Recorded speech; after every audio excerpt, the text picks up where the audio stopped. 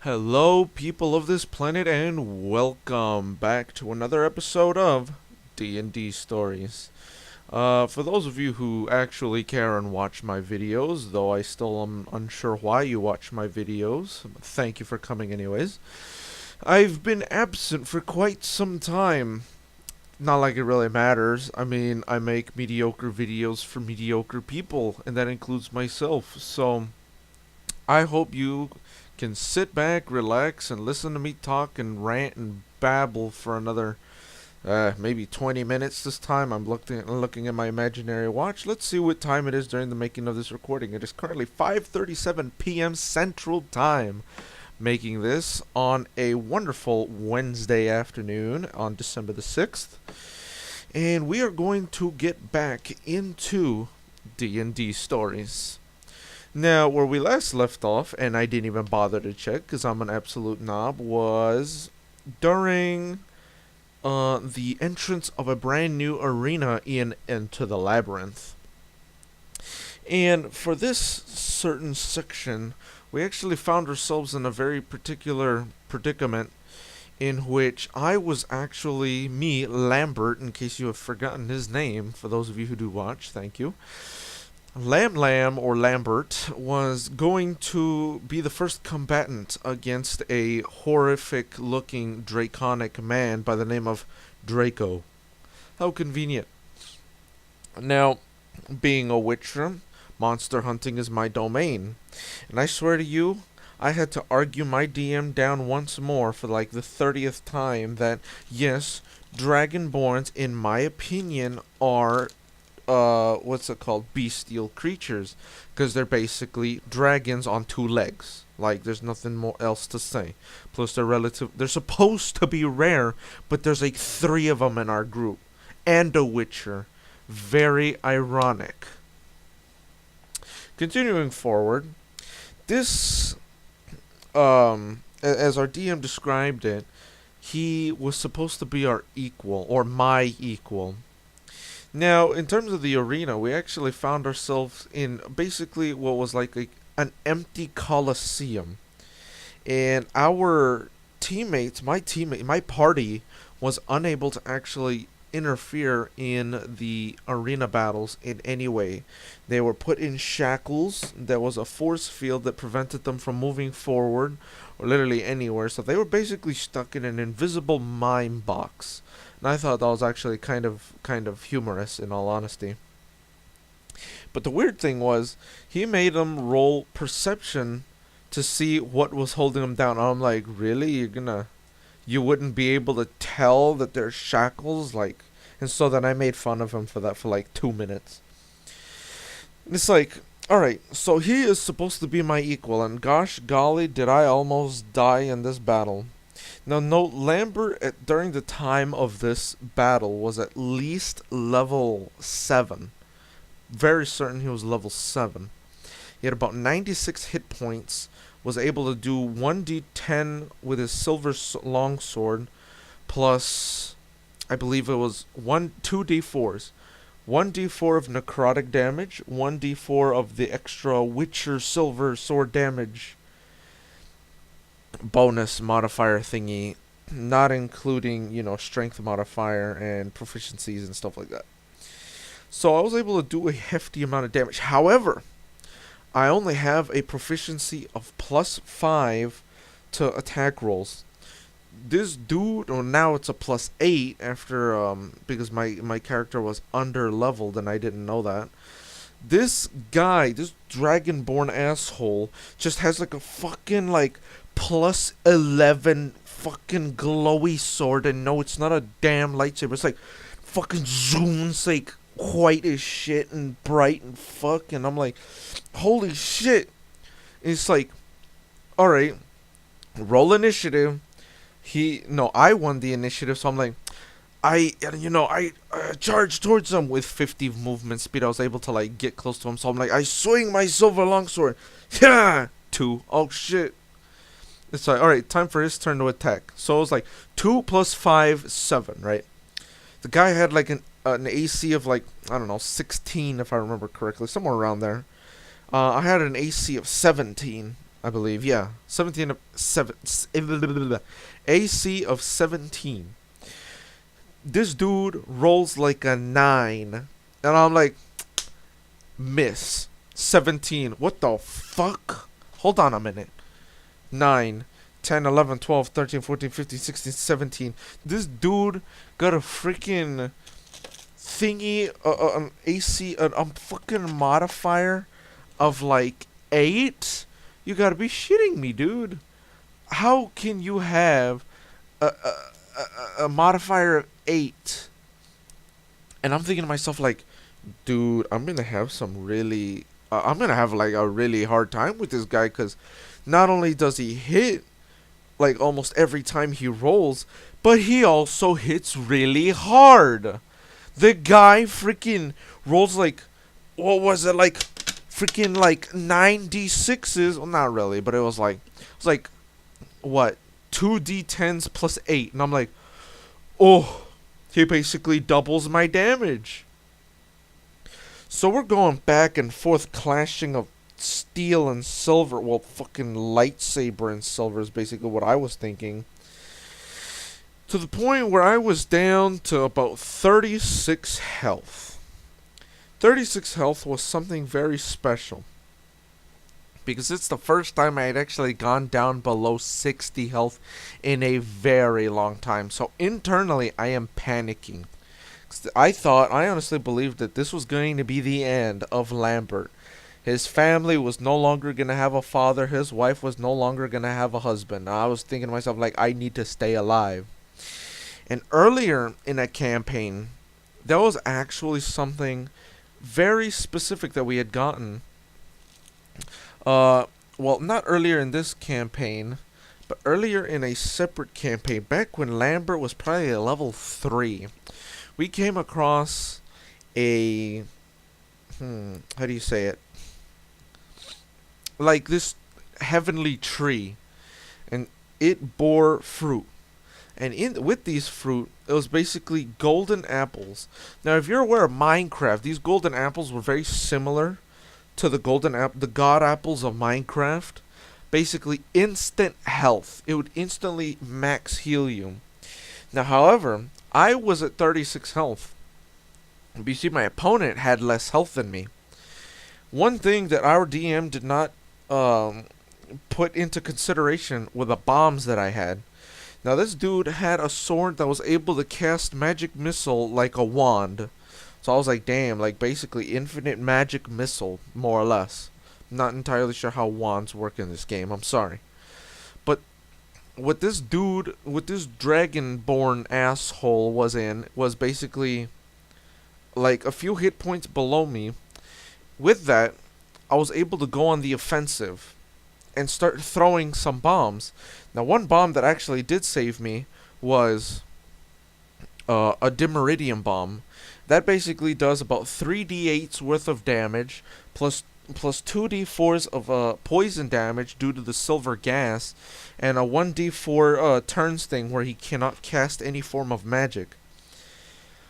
So that really put him at a disadvantage, not being able to cast his magic missile.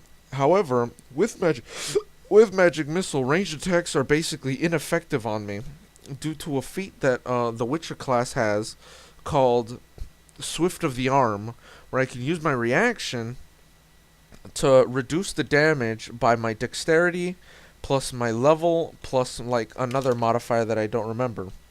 Oops, I dropped something. And if you're unaware, magic missile is basically, the way I always saw it was like the ice spikes from Skyrim. And it would basically, you fire 3 and they all hit at the same time. So, I found like, I guess you could say a loophole in which I could just use Swift of the Arm on all 3 of them, because they all hit on the same time. So it's like, oh yeah, no damage. And if I had Ard, which is like basically Force Push or Almighty Push if you're a Naruto fan, basically just Ard it back and send the damage right back to him. Which I really wish I had taken in Ard now. But, oh well. There's nothing I can do about that.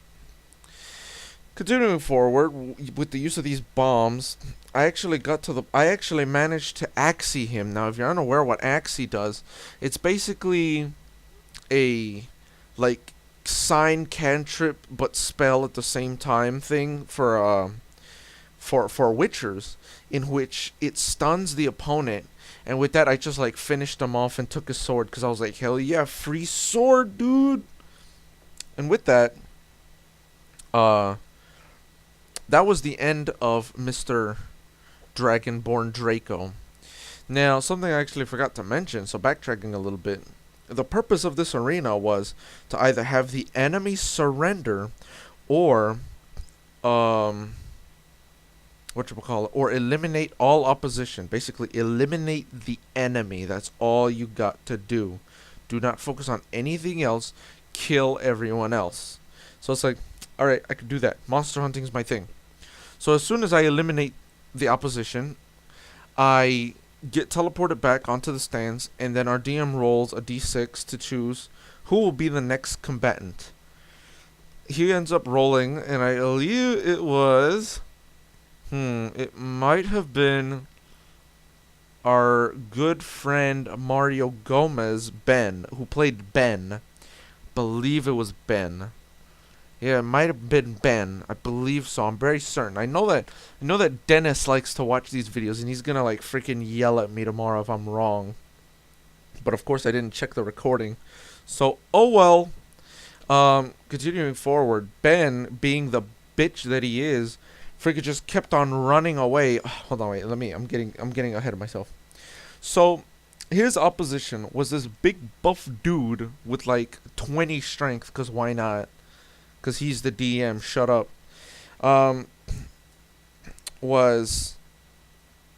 He had like a freaking, what do they call, like a freaking pole arm, not scimitar. God, I'm forgetting the name right now. A freaking pole arm with like an axe in the end of it. I'll search it up while I'm talking right now. It's basically that old Chinese weapon that would be used, or Japanese. No, I'm pretty certain it's Chinese. And so he basically had one of those. And this dude, Ben the bitch, would try to just throw sand at him. It was like, roll initiative, I throw sand from his like little pouch. And it's like, he does this like 19 times. Like, dude, how much sand do you have in that fucking bag? Did you like absorb a whole beach? Like, what the fuck? And it's like, okay, he's throwing all this sand. It's like, can I stealth away from him now? No. How about now? No. I throw more sand at him. You're out of sand. No, I'm not. Son of a bitch, dude. Fucking attack him. He's like rubbing his eyes. He's open to attack. Do something other than throw sand and run away. So it's like, oh no, I'm just gonna keep doing that. And he does this for like 45 freaking minutes, dude. And it's like, oh my god. I'm fucking like pissed, more or less, that he was freaking prolonging not only our game. Oh, that's what it's called. A Guandao or something like that. I'm pretty certain that's how you pronounce it. A Guandao. And this Guandao looking fucking human, I don't know what race he was. It's been too long. It's been like about 2 months since this last session, cause we actually ended Enter the Labyrinth, and we are moving on to the campaign I'm DMing. I swear to God, I kind of regret it. Continuing forward, we have good old Guandao looking dude fucking murdering Ben. Freaking this guy, I swear to God. If I were the one DMing, I would have just finished him off, but no, our DM showed mercy. I would have been like, nah bro, he's not gonna stop attacking you. And he's gonna try to finish you off if you don't figure something out. And I can't necessarily remember the exact details, but somehow he was able to finish him off. Not Ben. Ben was able to freaking kill him. I don't know how. So I freaking lost attention. And then to summarize the next parts of the arena battle, uh, what's his face again? Fucking Dexter just straight up rips this dude's like arm and like straight out of his freaking body. He has him surrender, I believe. And this was the part where I actually had to leave early. So this comes from the perspective of my friend Dennis. And what he says is that Mario Gomez, who the player for Ben, actually started DMing. And we all decided we are never going to let that guy DM ever. Because it was apparently so bad. And I wish I was there. So I was like, okay. So you have Dennis and Buzzlebub and some other dude fucking go in. I forgot. I don't remember who the other one was in our session. Apologize. They're all go in for the next combatants.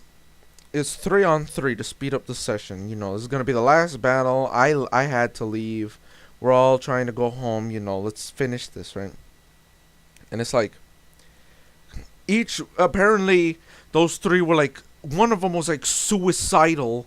Freaking one of the NPCs freaking end up like killing himself or some shit. The other dude, apparently, if I remember correctly, found like some potion, drank it thinking he would kill himself. Fucking like gains infinite knowledge, then dies, and then the other one gets killed. But you see, the part that really pissed Dennis off was, number one, the freaking like arena turned into some void. So Dennis, what he tries to do is like, oh, I get dirt from the ground and throw it at him, right, to like help him gain a tactical advantage. Oh, you can't do that. Why not? Because it's a void now. Excuse me? What? How is this possible? It's like, I would have been like, what the fuck? And not only that, but it's like, oh, you just can't attack him. It's like, why not? Because he's giving you his life story. I don't give a shit about his life story. I'm going to kill him. So it's like, alright, fine. He ends up killing him or some shit. But you see, the thing was, there was I think it was like 2 level 3s and a level 5. Dennis was level 3, and he was hoping for like a fair match. Dennis gets the only level 5 and gets his ass handed to him. I swear to God, when I heard that story, it was freaking hilarious. But I know when Dennis watches this video, he's going to be pissed off because he's going to get reminded of this. But yeah, that basically sums up what happened in a nutshell, I guess you could say. Because it was quite disastrous. I know that it really pissed off Dennis. Jesse was alright with it. He was like, whatever, I got to kill some shit. He's a murder hobo, I swear. Consequences will happen, Jesse. But continuing forward, we actually get teleported to the final part of the labyrinth. Now here's where we actually, this is I think the second to the last time we had actually met up. And what goes down is we're going, this is basically like a forest area. So imagine like a big, nice, luscious forest in which not too much is going down. Apparently, Mario had set down some traps for us to trigger. But you see, anyone with common sense would know that those traps are traps. So let me tell you why we were able to tell that these were traps. So, in a nutshell, what ended up happening was, trap number 1, it was like these orb-looking things. And it was like, okay, I keep following my compass north. Like, the fuck you mean I'm gonna touch some damn orb? Last time I touched an orb with like a sword, friggin' my sword disintegrated. Last time someone touched a sword, an orb, it was a freaking sun. You think I'm gonna touch a floating fucking orb? Okay, I'm ranting, I'm sorry. So, it's like, okay. Next, we keep walking as a party, you know, passing by freaking damn fly. Freaking walking by for like another 15 minutes. And we see like, he tells us to roll perception. And I rolled like a 27 because I have like a plus 10. So it's like, okay, you look up. And then you see, like, bodies. And I'm like, okay, so they're hanging? Yes, but they're encased in cobwebs. Oh, shit, I'm gonna walk the other direction. And he gives me, like, the evil eye. And here's a really big mistake. I've mentioned this, I don't know, in my How to Craft a Campaign um video, and I said, as a DM, it is absolutely imperative that you do not get mad at your players for outsmarting you. In this sense, I didn't even outsmart him. I just used common sense. I'm sorry, I'm getting like a little upset and agitated. I use something called common sense. You see hanging bodies encased in cobwebs. I roll perception to hear heartbeats. They're all dead. What the fuck you think I'm gonna? You think I'm gonna like cut them down and give them a proper burial? No, I'm trying to stay alive. Freaking whatever did that to them, I don't want that happening to me. If this was in a different situation, maybe if I had killed the spider or drider beforehand, then I'd do it. But now, I'm not doing that. Because I'm trying to stay alive. I'm trying to get back to my family. Back on, like, what we like to represent as Earth. It's not really Earth, but whatever. Oh, God, hiccups.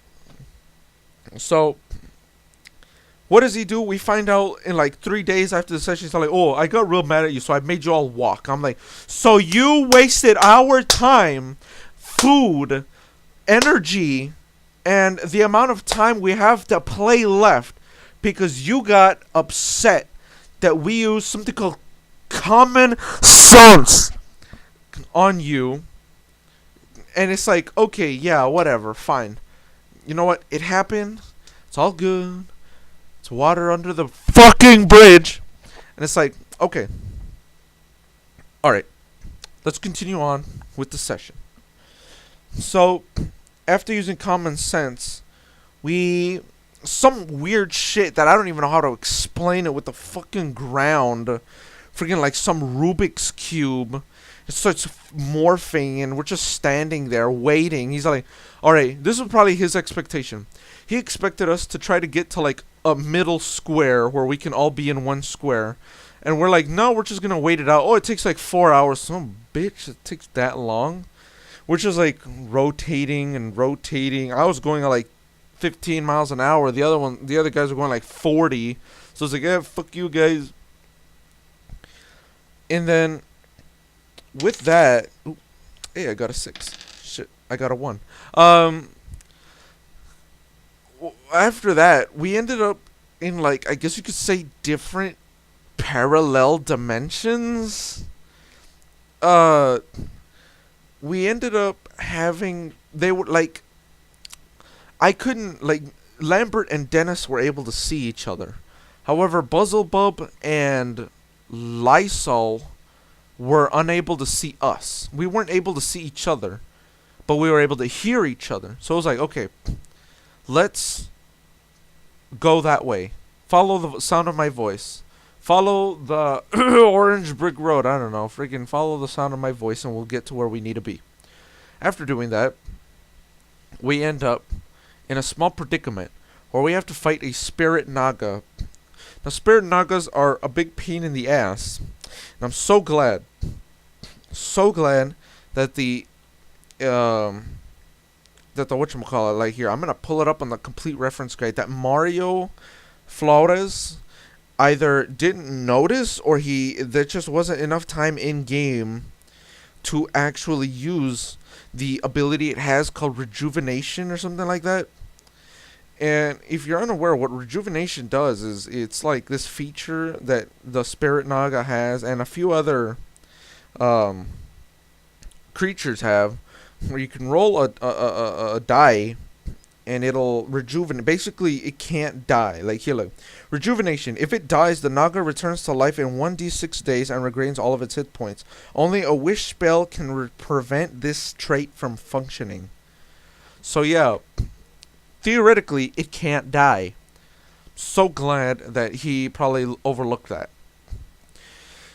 In the end, we actually, this Spirit Naga was like dimension jumping. Now I'm actually going to check real quick whether or not this thing was able to do that. I'm pretty certain it was. I like checked and I was like, dude, what the hell?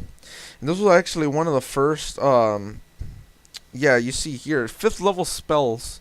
And it has 2 slots, one that you can choose yourself. It has like dimension door. I don't even know if it works like that the way he used it. but it tried to dominate person one of us when we actually initiate combat, and it's like, holy shit, freaking basic mind control. So what it would do is basically alternate between the dimensions, attack one side, go to the next dimension, attack the other, and keep going in circles and circles. And with that, I can't give you too many details. However, I do know that we killed it. We were able to kill it. Like, thank Jesus, we killed it. Because that thing was actually a fairly difficult and fun fight, in all honesty, because there was high stakes pressure. This thing has, like, some pretty good strength and dexterity, but whatever. Moving forward, after harvesting the body of its fangs and poison sac and some scales, we actually find, like, I guess you could say, this big ass redwood tree. And with this tree, it's like you know those buildings that have bars in them? Not buildings, I'm sorry. How there's trees that have whole bars in them? We actually found something like that. It had a bar in it. There was this old lady. And my oh my, I really don't want to talk about this. But ultimately, I'm going to get to the point. Because this next maybe 10 minutes are going to be some very, very strange and awkward and uncomfortable moments to talk about. I wish you all could see my facial expression, but I'm too poor to afford a camera. Not really. We ended up having rape. I mean, there's nothing else to talk about, okay? First, it started with BDSM, and then it went on to rape. Now, the way the BDSM started was, we have this guy with this character. Oh, crap, I completely forgot. We introduced new characters. It wasn't Buzzle Bub, it was Patches the Liar. One of our newer players, Richard, created a new character, and another player named Jose brought back another character called Crazy Old Barry. Old character, been with us for quite a long while. Now, what Patches, one of his flaws is greed. He's very greedy. What ends up happening is he tries to pickpocket this old lady. It's like, does she have any pockets? Nope. Alright, so I'm going to shove my hand down her freaking cleavage in hopes that I find like a coin purse. He rolls like a natural 20. It's like, you don't find anything. It's like, so she doesn't see me checking? She's like, yeah, she sees you, but she just doesn't notice you. It's like, that doesn't make any sense. I'm sorry, I just don't know what to say. It's like, do you, and Patches tells the old lady, it's like, do you have any jobs? Oh, you look very pleasing. I have a job for you. It's like, it's like, I'm willing to sell my body to you for about 100 gold for a night. So he sells his body to an old lady for 100 gold. But you see, the thing is that a certain set of circumstances led him to be mute and like unable to use magic. Now, I'm not going to get into that because that was kind of complicated and somewhat really strange. Basically, night falls, she puts on a strap-on and goes to town. And about 4 hours in, this lady's going non-stop as well. Freaking Richard tells our DM's like, so do I get a turn? When do we switch? Oh, she never said you get a turn. She's enjoying what she's doing, and she's railing you hard. And I'm like, oh my god. It's basically consented rape. But you see, that was an actual rape. Son of a bitch. So, a lot of problems happen where we end up, two of our players end up like getting like kicked out, or at least they get fed up and they're like, I'm gonna sleep outside, screw you. It's like, They meet a centaur. Now I'm looking here. A centaur is a neutral good. Neutral good. To me, that means that they're willing to upkeep the peace if it ends up getting too far out of hand. Of course, not a lot of people will agree on me, but that's me. No, this centaur was apparently like chaotic evil. It's like, give me your money or die. And it's like, but I don't have any money. It's like, so then what can you give me for your life? And Max, I don't even remember. I think it's like Geico from State Farm or Jake from Geico 2.0 or some shit like that. And his character's like, I'll give you my body in exchange for my friend's freedom. And it's like, oh, so you're gonna let me go to town on you, eh? Yes. Follow me. So basically, Dexter tries to find my character being a monster hunter, in which I didn't even do anything other than track the dude. And about 10 minutes later, we actually get to where they are. And we just see Max's character getting railed by this this 2-foot long centaur horse penis. My God. Poor Max. Poor Jake from Geico, I swear. Sad story. There's nothing much to it. And the rest of it, in all honesty, is actually, and I just did a facepalm, I apologize. The rest of it is actually like a blur to me. I can't really remember too much until we get to the point of the final ending of Enter the Labyrinth. We find ourselves in a cave, I guess you could say. Now, I'm not entirely sure if I mentioned this earlier, but we actually, we had someone intimidate, I think it was Patches the Liar, intimidate a rock. That rock got so scared, it turned into a giant golden boulder. I sat there like, Mario, don't be doing this bullshit. He did this bullshit. I thought it was kind of funny, but it gave me money, so I ain't gonna complain. So what he does is, he has the host is like, congratulations, you have beaten the labyrinth. As a final prize, you get, oh fuck, I completely forgot one of my players got this. I am not gonna talk about that. He got something called Luck Blade. Son of a bitch. Luck Blade is a sad little item. Yeah. Also, whatchamacallit. We had the opportunity to actually take home this golden nugget boulder with us and split it amongst ourselves so that we can enjoy a nice bountiful plot of gold. Now, the cash prize for winning was actually 10,000 gold. And I was like, dude, 10,000 gold, I can buy what I need to buy. And then some. But with that, we actually ended up, the way it was, okay, you all have to help lift it. If you lift it at least an inch off the ground, so the DC was like 16. Lifted an inch off the ground, you could take it home with you. I'll turn it into gold coins, and you're free to go. It's like, hell yeah, dude. Everyone passes. And I take a poke at René's, who's Tex.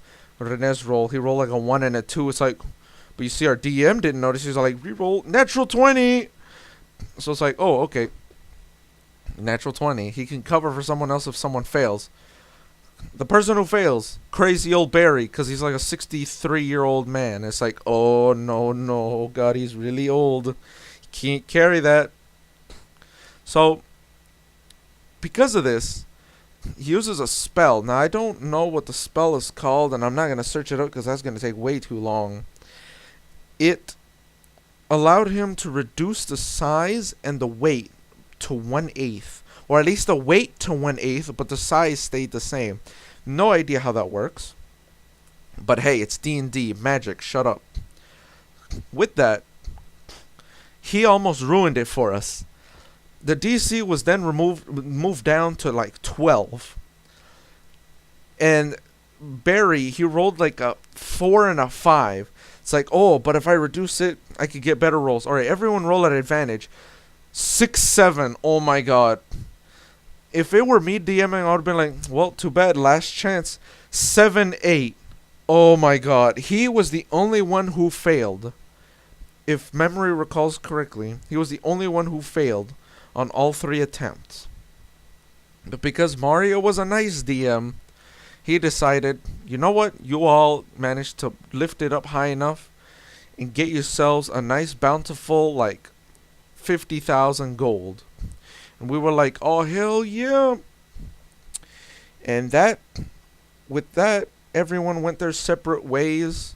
Everyone, Lambert went back to his family. Crazy old Barry does what crazy old Barry does. Dennis went to go build his farm. Tex does whatever Tex does, because I have no idea what his character does. Dexter freaking probably went to a strip club. Geico probably went to therapy, assuming that exists. And many, many more tales to come. And that, my friends, viewers of all ages, preferably over 18, was the D&D campaign, Enter the Labyrinth of Mystery. In all purposeness, I'd have to give that campaign a good, maybe 7 out of 10. I would give it a 6, but you see, the thing is that the rewards were quite well. There were, for me personally, some moments of high pressure. I had a lot of fun actually exploring the area. However, things got very stale very quickly. So it was really difficult to actually keep up and make sure that things stayed fresh, especially when you have a very confined environment with very restrictive rules. So with that, we will actually be talking about in the next episode of D&D Stories, the D&D campaign I am currently dungeon mastering, the era of a... Oh wait, no, hold on, wait, I already forgot what it was called. I called it like something real cool. It's like the tyranny of a broken king. Now, I like to prepare my D&D stories, and I enjoy doing it. And I hope that Mario, because he actually asked me for help to help him prepare one, I hope he actually was being serious. And so that concludes today's episode of D&D Stories. I hope to see you on the next episode of D&D Stories, and I wish you all a wonderful day wherever you may be.